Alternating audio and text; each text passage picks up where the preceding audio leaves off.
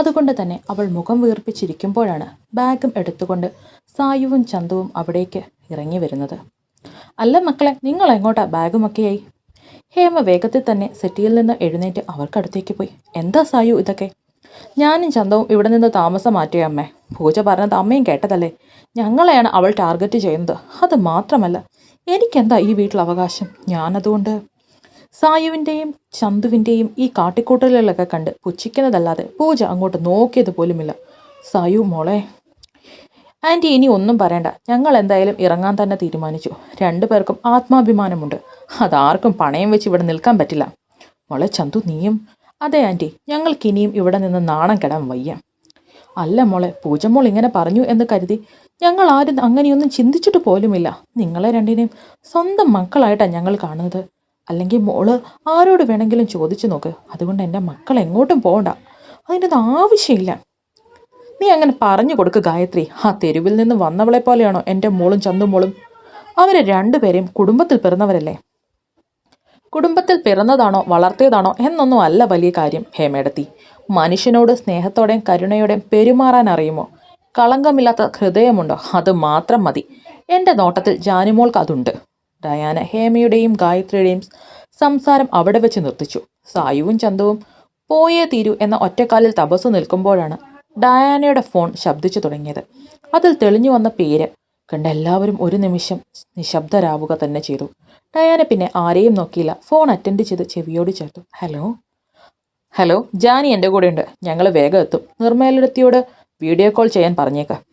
ഗൗരവം നിറഞ്ഞതായിരുന്നു അവൻ്റെ ശബ്ദം. ശരി മോനെ. അത് പറഞ്ഞു തീരും മുൻപേ അഗ്നിയുടെ കോൾ കട്ടായി. ജാനിയെ കിട്ടി എന്നറിഞ്ഞപ്പോൾ തന്നെ സായുവിൻ്റെയും ചിന്തുവിൻ്റെയും മനസ്സിൽ മരണമടി അടിച്ചു കഴിഞ്ഞിരുന്നു. പിന്നെ ഒട്ടും സമയം കളയാതെ ഇരുവരും അവിടെ നിന്നും നടന്നകന്നു. വീടിൻ്റെ പടി കടക്കുമ്പോൾ മനസ്സിൽ നിറയുന്ന ആശ്വാസം അത് അവർക്ക് മാത്രം അറിയാവുന്ന ഒന്നായിരുന്നു. ജാനി, നീ ഇനിയും ഇങ്ങനെ കരയാതെ എന്താ ഉണ്ടായതെന്ന് പറയാൻ നോക്ക്. എൻ്റെ ക്ഷമ കെടുത്തരുത്. അവൾ കണ്ണീരോടെ അവൻ്റെ മുഖത്തേക്ക് നോക്കി എങ്ങനെയൊക്കെയോ പറഞ്ഞൊപ്പിച്ചു. എനിക്കൊന്ന് ഫ്രഷ് ആവണം. എൻ്റെ മാസമുറ. അവളിൽ വല്ലാത്ത ജാള്യത നിറഞ്ഞു. ഓക്കെ, നീ ഇനി ടെൻഷൻ ആവേണ്ട. എൻ്റെ ഫ്ലാറ്റിൽ പോകാം. നീ ഒന്ന് ഫ്രഷ് ആയി കഴിഞ്ഞ് വീട്ടിൽ പോകാം. അതുപോരെ? അവളൊന്നും പറയാതെ ദയനീയമായി അവൻ്റെ മുഖത്തേക്കൊന്ന് നോക്കി. ഇങ്ങനെ നോക്കണ്ട എൻ്റെ ഭൂമിദേവി. നിനക്ക് വേണ്ടതൊക്കെ പോകുന്ന വഴിക്ക് വാങ്ങാം. നീ സൈസ് മാത്രം പറഞ്ഞാൽ മതി. അവൻ സൈസ് എന്ന് പറഞ്ഞപ്പോൾ അവളിൽ പരിഭ്രമം നിറഞ്ഞു. താൻ എങ്ങനെ ഒരു പുരുഷനോട് അങ്ങനെയൊക്കെ പറയും? എൻ്റെ മഹാദേവ, ഇത് വല്ലാത്ത ഒരു കുരുക്കായി പോയല്ലോ. ഞാനിപ്പോൾ എന്തു ചെയ്യും? അവളുടെ ചിന്തകൾ കാട് കയറിയപ്പോൾ അഗ്നിയുടെ കാർ ഒരു വലിയ ടെക്സ്റ്റൈൽസിന് മുൻപിൽ വന്നു നിന്നു. അപ്പോഴും ഒന്നും മിണ്ടാതെ തലയും കുനിച്ചിരിക്കുകയാണ് ജാനി. നിന്റെ സൈസ് പറ.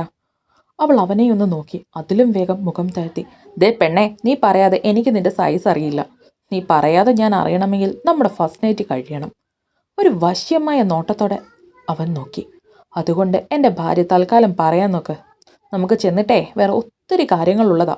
അപ്പോഴും അവൾ ഉത്തരം പറയാതെ തൻ്റെ ഉടുപ്പിൽ വിരലുകൾ ചുറ്റിക്കൊണ്ട് നിന്നു. എടി കോപ്പെ, നിന്നോടാണ് ഞാൻ ചോദിക്കുന്നത്. അഗ്നി ഒന്ന് കലിപ്പായപ്പോൾ തന്നെ പെണ്ണ് പേടിച്ച് കണ്ണൊക്കെ നിറഞ്ഞൊഴുകാൻ തുടങ്ങി. ദേ, 1 മിനിറ്റ് സമയം തരും. മര്യാദയ്ക്ക് നിന്റെ സൈസ് പറഞ്ഞില്ലെങ്കിൽ നമ്മൾ നേരെ വീട്ടിലേക്ക് പോകും. പിന്നെ പോകുന്ന വഴി മൊത്തം ഞാൻ ബാക്കി പറയണ്ടല്ലോ അല്ലേ? ഒറ്റ ശ്വാസത്തിൽ കണ്ണുകളടച്ച് അവൾ അളവുകളെല്ലാം അവൻ്റെ മുൻപിൽ പടപടാ എന്ന് പറഞ്ഞു. ജാനിയുമായി അഗ്നിയുടെ കാർ സ്കൈലൈൻ്റെ വലിയ ഫ്ലാറ്റ് സമുച്ചയത്തിന് മുൻപിൽ വന്നു നിന്നു. അഗ്നി വേഗത്തിൽ അതിൽ നിന്നും ഇറങ്ങി. അതിന് പിന്നാലെ തന്നെ ജാനിയും. അവൻ അവളെയും കൂട്ടിക്കൊണ്ട് നേരെ പോയത് 9ാം നിലയിലെ ആഡംബര ഫ്ലാറ്റിലേക്കാണ്. അതിൻ്റെ ഡോർ തുറന്നപ്പോൾ തന്നെ ജാനിയുടെ കണ്ണ് തള്ളിപ്പോയി. മോഡേൺ രീതിയിൽ തയ്യാറാക്കിയ ആഡംബരം വിളിച്ചോതുന്ന ഒരു സൗധം. അങ്ങനെയാണ് അവൾക്കത് കണ്ടപ്പോൾ തോന്നിയത്. ആ ഫ്ലാറ്റിലെ ഓരോ വസ്തുവും പ്രത്യേകത നിറഞ്ഞതാണെന്ന് അവൾക്ക് തോന്നി. അവിടെ വെച്ചിരിക്കുന്ന ഓരോ ഫോട്ടോയിലൂടെയും അവളുടെ കണ്ണുകൾ കടന്നുപോയി. അവൻ്റെ കണ്ണുകളിലെ തിളക്കം, അല്പം ഗൗരവമെല്ലാം അവൾ നോക്കി കാണുകയായിരുന്നു. എന്താ ഭൂമിദേവി, ഇങ്ങനെ നോക്കി നിൽക്കാനാണോ നിന്റെ ഭാവം? പോയി ഫ്രഷ് ആവാൻ നോക്ക് പെണ്ണെ. അഗ്നിയുടെ ശബ്ദം കേട്ടപ്പോൾ അവൾ വീണ്ടും അവൻ്റെ മുഖത്തേക്കൊന്ന് നോക്കി. എൻ്റെ കൊച്ചേ, നിന്റെ ഈ മൗനഭാഷയും ഞാനും തമ്മിൽ ചേരില്ല. എന്തെങ്കിലും ഉണ്ടെങ്കിൽ വാ തുറന്ന് പറയണം. അല്ലെങ്കിൽ എൻ്റെ ഈ ശാന്തതയൊന്നും പിന്നീടുണ്ടായിരിക്കില്ല. പൊന്നുമോൾക്ക് അറിയാമല്ലോ എൻ്റെ സ്വഭാവം. നീയായിട്ട് എന്നെയും കൊണ്ട് വികട സരസ്വതി പാടിക്കരുത്. അത് റൂം ദേ വലത്തെ വശത്ത് 2 റൂമുണ്ട്. അതിൽ ഏത് വേണമെങ്കിലും നിനക്ക് യൂസ് ചെയ്യാം. അതും പറഞ്ഞ് അവൻ കിച്ചണിലേക്ക് നടന്നു. ജാനി നേരെ ബാത്റൂമിലേക്കും. ബാത്റൂമിന്റെ ഡോറ് തുറന്നപ്പോൾ അവൾ വീണ്ടും ഞെട്ടി. എൻ്റെ മഹാദേവ, ഇതെന്താ ഒരാൾക്ക് കുളിക്കാൻ ഇത്രയും വലിയ ബാത്റൂമോ? ഇങ്ങനെയൊക്കെ കാശ് കളയുമോ? ഇത് കാശ് കൂടിയതിൻ്റെ ഭ്രാന്ത. മനസ്സിൽ ഓരോന്ന് വിചാരിച്ച് അവൾ ബാത്റൂമിലേക്ക് കയറി കതകടച്ചു. അഗ്നി ഫ്രിഡ്ജിൽ നിന്നും ഒരു കുപ്പി വെള്ളവും എടുത്ത് നേരെ ഹാളിലേക്ക് വന്നു.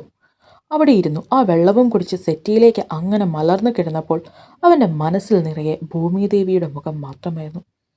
നിന്റെ പിടച്ചിലൊക്കെ കൊള്ളാം എൻ്റെ ഭൂമിദേവി, എന്നാൽ എൻ്റെ ശ്രേയയുടെ സ്ഥാനത്തേക്ക് നിനക്കെത്താൻ കുറച്ച് സമയം വേണം. അതെനിക്കറിയാം.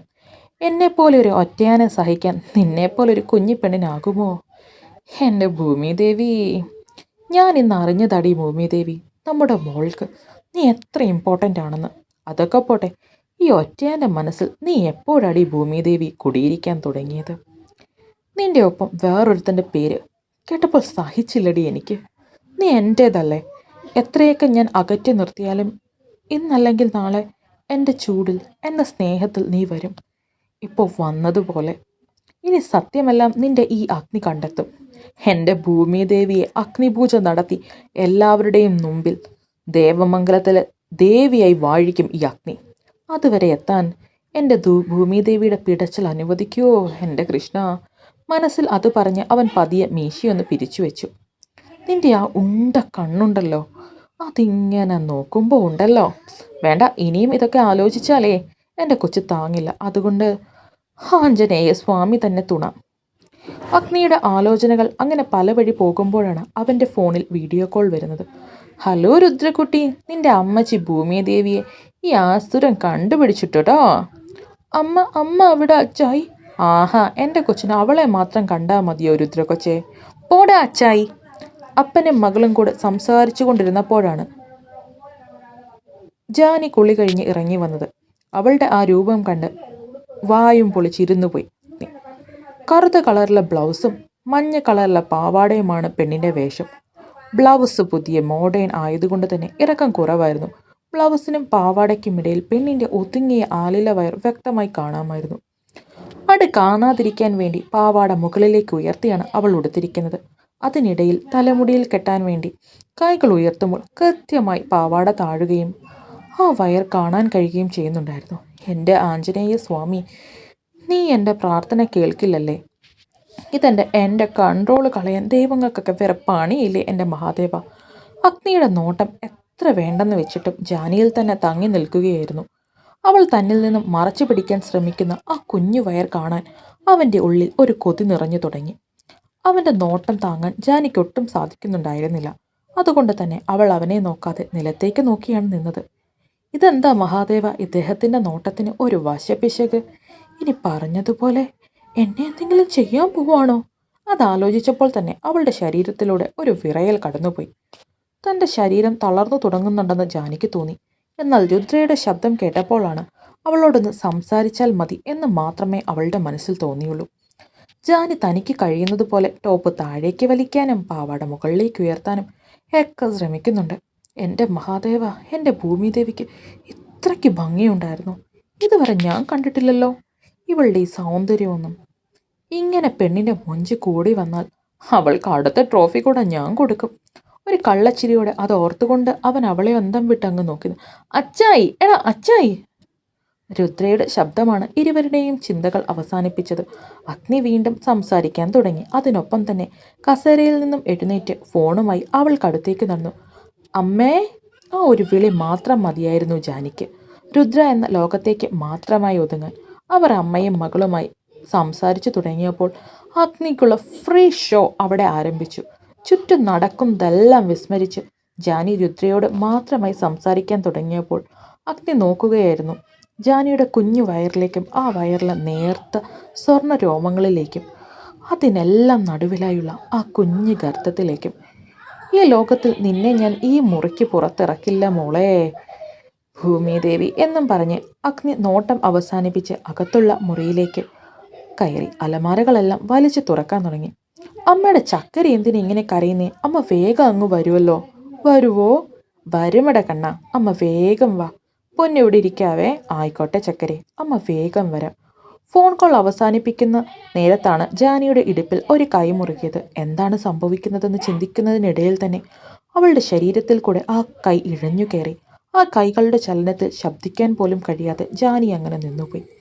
അവളെ ഒന്നുകൂടി തന്നിലേക്ക് വലിച്ചടിപ്പിച്ച് അവൻ പിന്നെ അവളുടെ വലത് ചെവിക്ക് അടുത്തേക്ക് മുഖമടുപ്പിച്ച് പറഞ്ഞു, ഞാൻ മാത്രം കണ്ടാൽ പോരെ എല്ലാം? എന്തിനാ വെറുതെ നാട്ടുകാരെ കാണിച്ച് എൻ്റെ കൈക്കൊക്കെ ഒരു പണിയുണ്ടാക്കുന്നത്? അവൻ്റെ ചോദ്യത്തിൽ കണ്ണും തള്ളി നിന്ന ജാനിയുടെ കവിളിൽ ഒരു കടിയും കൊടുത്ത് അവളുടെ അടിവയറിൽ ഒരു തഴുകി അവൻ കടന്നുപോയി. പുനർവിവാഹം എന്ന കഥ നിങ്ങൾക്ക് ഓരോരുത്തർക്കും ഇഷ്ടമാകുന്നു എന്ന് കരുതുന്നു. മഴക്കാലമാണ്, എല്ലാവരും സേഫാണെന്ന് വിചാരിക്കുന്നു. എല്ലാവരും സേഫായി തന്നെ ഇരിക്കുക. പകർച്ചവ്യാധികളൊക്കെ ഒത്തിരി പകരുന്നുണ്ട്. അതുകൊണ്ട് അവനവൻ്റെ സുരക്ഷിതത്വം അവനവൻ്റെ കൈകളിൽ തന്നെയാണ്. സേഫായിരിക്കുക. ഒത്തിരി സ്നേഹം, ഒത്തിരി സന്തോഷം.